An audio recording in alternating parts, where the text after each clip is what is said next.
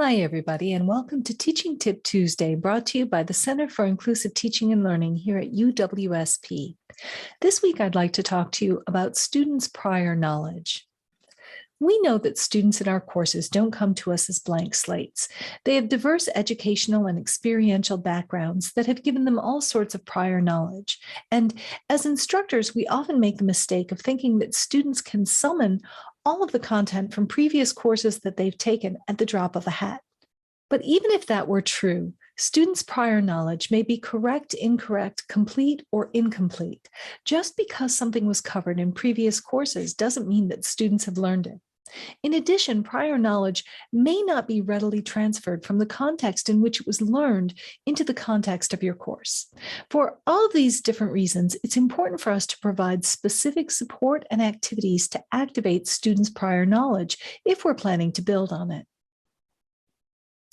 Activating students' prior knowledge will benefit your teaching by allowing you to identify any lingering misunderstandings of core concepts that you plan to build upon in your course.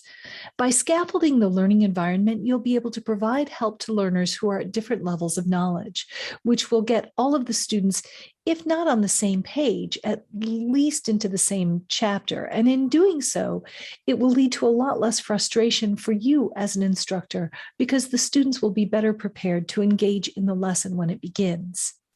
The benefits to students include reminding them of key background information that they need to understand in order to successfully achieve the learning outcomes of your course.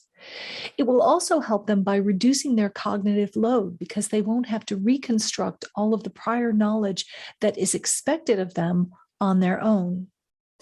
Finally, it will provide them with a supportive classroom environment in which differences in prior knowledge are respected and in which it's okay to ask questions and admit that you don't remember something.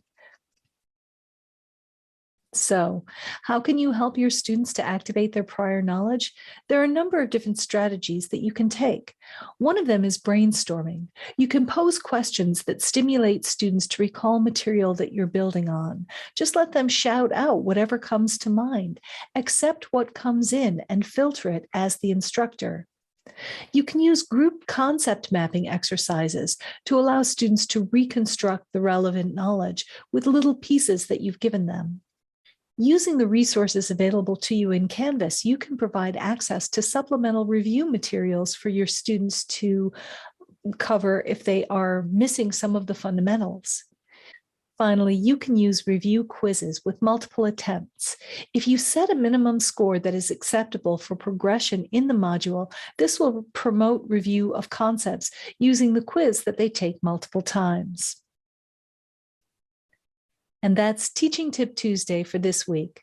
Remember, we at CITL offer support for course design, learning activities, assessment, and pedagogy. We'll see you next week.